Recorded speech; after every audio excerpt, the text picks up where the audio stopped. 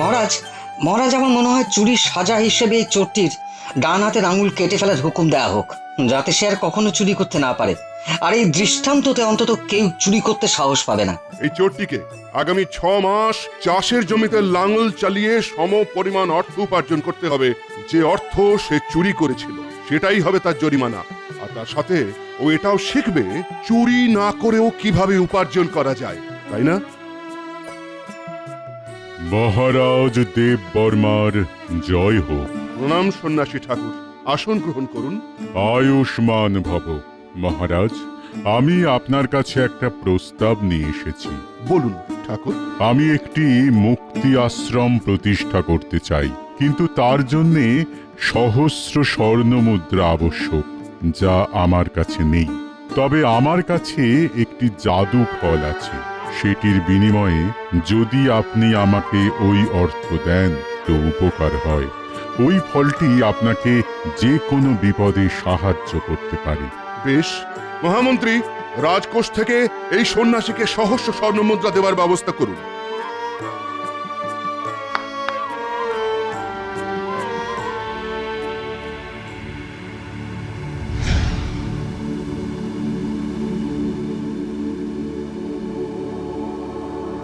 অনেক ধন্যবাদ মহারাজ। এই নিন আপনার জাদু ফল। এবারে আমাকে যাবার অনুমতি দিন।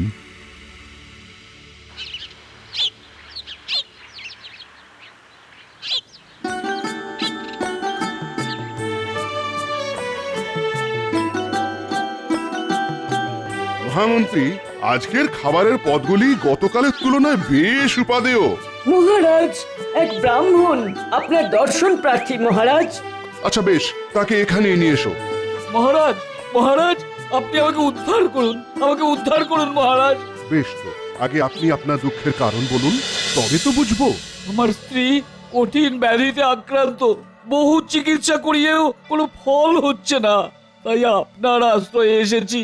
যদি আপনি কোনো উপায় করে দেন। ঠিক আছে, একটু অপেক্ষা করুন। মহামন্ত্রী, জহুরিকে বলে দিন সন্ন্যাসী দেওয়া জাদু ফলটি এই ব্রাহ্মণকে দেওয়ার জন্য।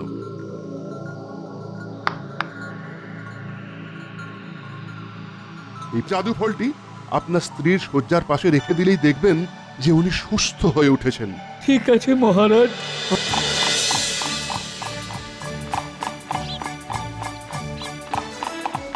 বাহ, চারিদিকে কত সবুজের সমারোহ, ভারী চমৎকার হাওয়া বইছে, শান্ত পরিবেশ। আপনার রাজত্বে এমনিতেই সকলে খুব আনন্দে থাকে, আর এরকম মনোরম পরিবেশে মন আরো উৎফুল্ল হয়ে ওঠে।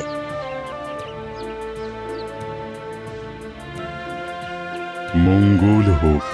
মহারাজ, আমি জ্ঞাত হয়েছি যে আপনি আমার দেওয়া জাদু ফলটি এক ব্রাহ্মণকে দান করেছেন।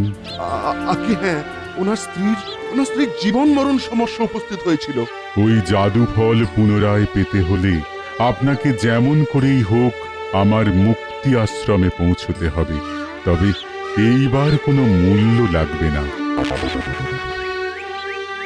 বেশ, তবে আমি এবার মুক্তি আশ্রমের উদ্দেশ্যে চললাম।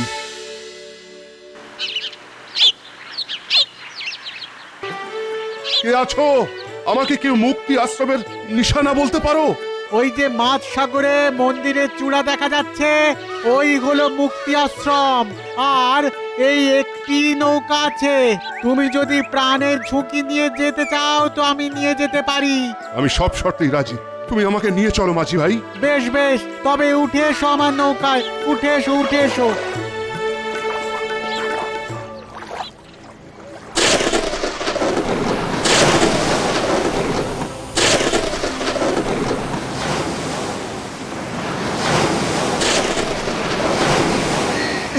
কি হচ্ছে মাঝি ভাই? জয় মহাকাল! কি হচ্ছে? হে প্রভু, তোমার উপাসককে রক্ষা করো, রক্ষা করো প্রভু, রক্ষা করো প্রভু।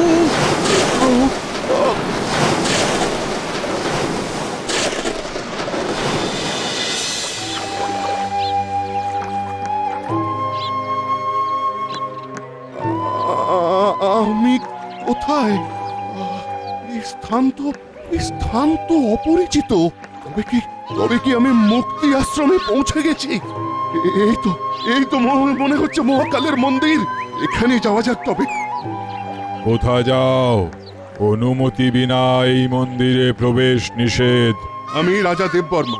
একজন রাজার কখনো মন্দিরে প্রবেশের অনুমতির প্রয়োজন হয় না। আমাকে মহাকাল দর্শন করতে দাও। উফ, তাপে চোখ ঝলসে যাচ্ছে। হে মহাকাল, তুমি আমার শক্তি প্রভু, আমায় রক্ষা করো।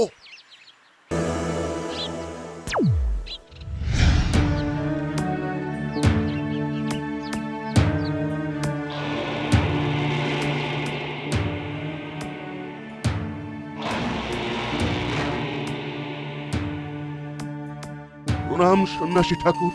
এই কি মুক্তি আশ্রম? হ্যাঁ রাজন, এই আমার মুক্তি আশ্রম।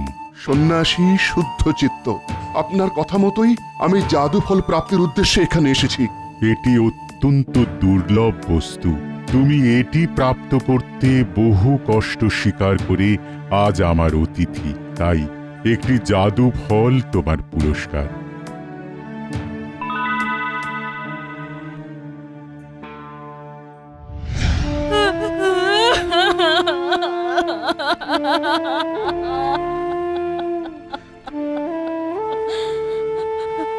ভগবান, আমার এত বড় ক্ষতি তুমি কেন করলে? আমি এখন কার কাছে যাব, কি করব? কি হয়েছে মেয়ে? তুমি কোথা থেকে আসছো? আমি আমি রাজা দেববর্মার রাজ্যের প্রজা। আমার মা বাবা কেউ নেই। আমার স্বামী আমাকে বিয়ে করে উদ্ধার করেছিলেন, আর সেও আমাকে ছেড়ে চলে গেল। আমি কিভাবে বাঁচবো? কে দেখবে আমায়? আমারই কেন মৃত্যু হলো না গো? এ তো দেখছি আমারই রাজ্যের মানুষ। এর বিপদে আমারই তো সাহায্য করা দায়িত্ব। শোনো মেয়ে, আমি তোমার কষ্ট বুঝতে পারছি। আমি রাজা দেববর্মা। তুমি যখন আমার রাজ্যের মানুষ, তখন তোমার দায়িত্বও আমার। তুমি এই ফলটি নাও, তোমার উপকার হবে। ফল ফল নিয়ে আমি কি করব মহারাজ? এটা জাদু ফল। এই ফলের গুণে তোমার স্বামী প্রাণ ফিরে পাবেন।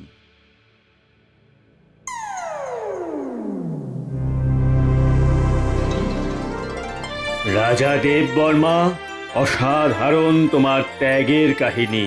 সহস্র স্বর্ণমুদ্রা দিয়ে নেওয়া জাদু ফল অনায়াসে ব্রাহ্মণকে দান করার ঘটনা আমরা জেনেছিলাম, কিন্তু বিশ্বাস হয়নি। তাই আবারও একবার তোমার ত্যাগের পরীক্ষা নেওয়ার জন্যই সন্ন্যাসী শুদ্ধচিত্তকে তোমার কাছে পাঠানো হয়। কিন্তু এইবারে নিজের প্রাণ বিপন্ন করে সংগ্রহ করা পুরস্কার তুমি যেমন অনায়াসে দুঃখী মহিলাকে দিয়ে দিলে, তাতে আমরাও আশ্চর্য হয়ে গেছি। তোমার ত্যাগের কোনো তুলনা নেই। তুমি ধন্য, তুমি ধন্য।